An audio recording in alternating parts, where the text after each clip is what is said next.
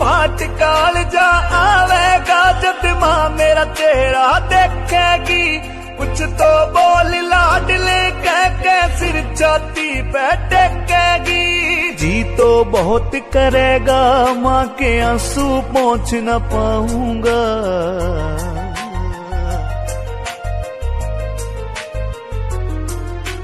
दिल अपने ने डांट लिए तन शहीद की माँ को।